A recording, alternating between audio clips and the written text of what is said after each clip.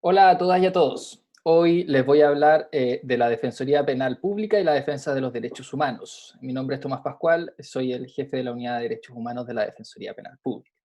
En primer lugar, ¿qué tienen que ver los derechos humanos con la Defensoría Penal Pública? Bueno, partamos por lo último. Los derechos humanos son una creación que para algunos tiene su origen en la antigüedad de la historia de la humanidad. Por ejemplo, en la antigua Mesopotamia y la creación del Código de Hammurabi. Allí se consignaron un conjunto de leyes que dieron origen a instituciones tan importantes como la presunción de inocencia.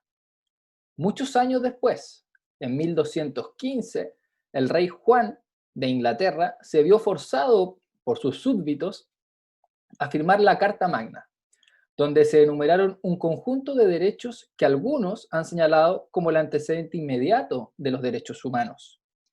Nuevamente, esta Carta Magna dio origen a garantías del proceso muy importantes hasta el día de hoy, que comenzaron a desarrollarse bajo la lógica del derecho al debido proceso. Con posterioridad vinieron las declaraciones de independencia de los Estados Unidos y la Revolución Francesa, que también son antecedentes relevantes para el desarrollo de los derechos humanos. En todos estos instrumentos legales se fueron agregando derechos para los ciudadanos que a su vez imponían obligaciones al Estado para dar el debido respeto. Son como si durante la historia se hubieran ido agregando obstáculos para los estados, pero esos obstáculos a la vez son garantías para las y los ciudadanos.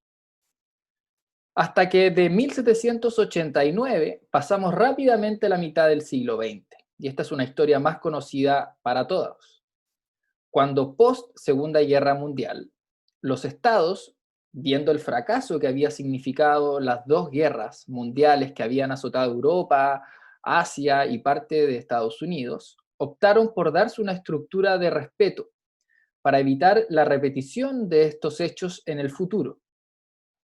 Uno de esos elementos fue la Declaración Universal de los Derechos Humanos de 1948, que consagró expresamente el derecho a defensa, o más que expresamente, consagró la posibilidad de que las personas pudieran ser oídas dentro de un proceso penal con las debidas garantías.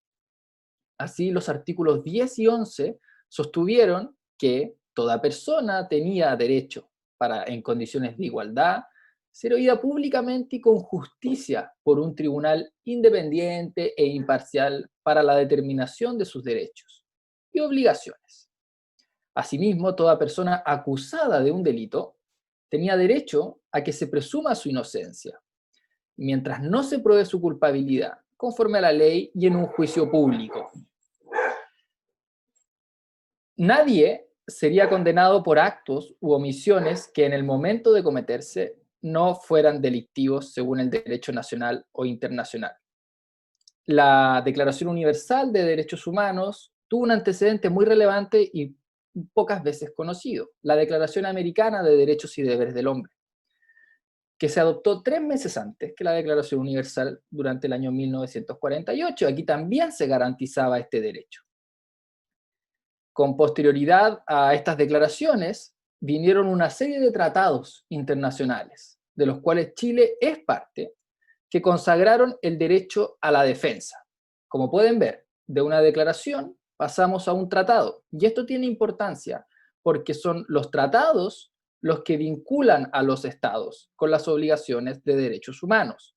Es decir, son los tratados los que son de obligatorio cumplimiento para quienes los suscriben y ratifican, que son precisamente los estados. Y este es un elemento muy importante de los derechos humanos. Los derechos humanos establecen obligaciones para los estados, ¿no? No para las personas dentro de los estados, sino que para los estados. Y por eso, si no se respetan, son los estados los responsables de su violación o infracción y no las personas determinadas. Por ejemplo, el Pacto Internacional de Derechos Civiles y Políticos del año 1966 y la Convención Americana sobre Derechos Humanos del año 1969 consagraron expresamente el derecho a un debido proceso, señalando que los estados estaban obligados a garantizar una defensa proporcionada por el Estado. Y aquí ya pasamos desde una defensa a una defensa que estuviera garantizada por el Estado, ¿no? La Convención Americana, en su artículo 8.2, letra E, señaló que toda persona inculpada por un delito tenía, entre otros derechos, el derecho irrenunciable a ser asistido por un defensor proporcionado por el Estado, remunerado o no según la legislación interna, si el inculpado no se defendiere por sí mismo ni nombrare un defensor dentro del plazo establecido por la ley.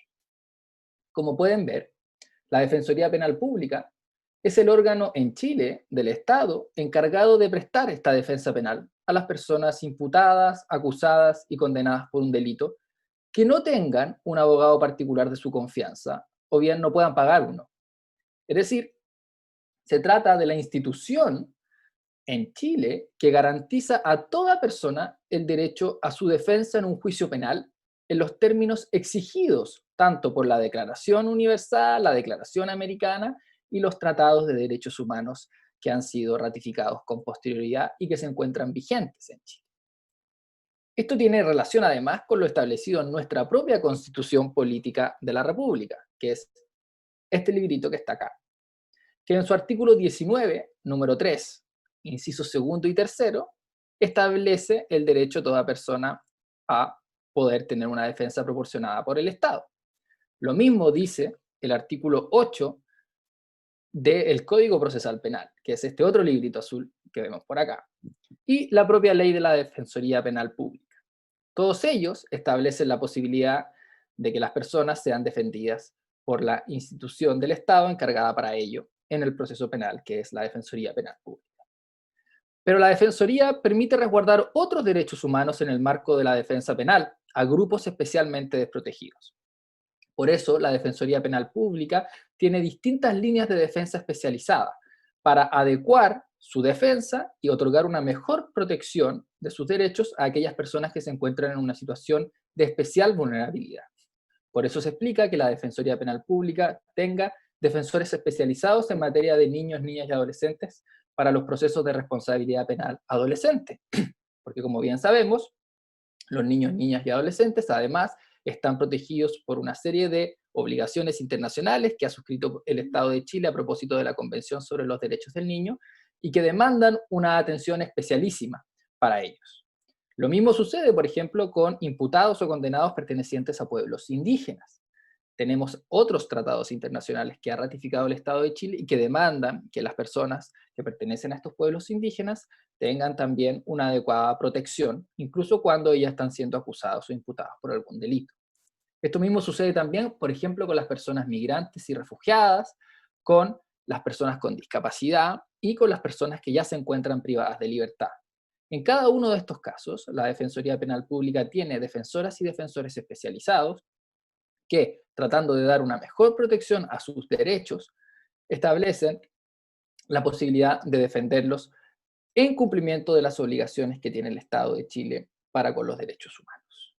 Finalmente, la Defensoría tiene algunos desafíos que alcanzan a todas las personas para justamente poder ir cerrando brechas en donde hoy día no existe, por ejemplo, el derecho a defensa de manera efectiva. Esto se da especialmente en los primeros momentos de la detención. Por ejemplo, hoy día cuando una persona es detenida y es llevada a una unidad policial, no existe ahí un defensor de turno que la pueda asistir, que le pueda prestar defensa jurídica. La Defensoría Penal Pública está trabajando justamente para poder disminuir esa brecha y tener defensoras y defensores penales públicos a disposición de las personas para que ellas el día de mañana puedan contar con un asistente letrado que les permita dar garantía de los derechos que a esas personas les asisten en esos primeros momentos de la detención. Esto se vio principalmente afectado o fue muy evidente a propósito de los últimos acontecimientos que pasaron en Chile a partir del 18 de octubre, donde la Defensoría Penal Pública se desplegó por distintas unidades policiales para poder prestar defensa jurídica a las personas que se encontraban detenidas antes de pasar a la audiencia de control de detención. Como pueden ver, la defensa penal pública es más que una abogada o un abogado sentado en un tribunal, Esa es la expresión concreta del derecho a defensa técnica, pero incorpora un conjunto de otras posibilidades de ajustes y tiene, a su vez, un vínculo directo con las obligaciones suscritas y ratificadas por el Estado de Chile en materia de derechos humanos. Por eso en la Defensoría Penal Pública decimos que sin defensa no hay justicia, ¿no? Porque si una persona no tiene a su abogada o abogado que permita resguardar sus derechos en un proceso, ese proceso en definitiva está viciado y adolece de legitimidad. Es importante que conozcas tus derechos, por eso puedes visitar también nuestro sitio dpp.cl. Hasta luego.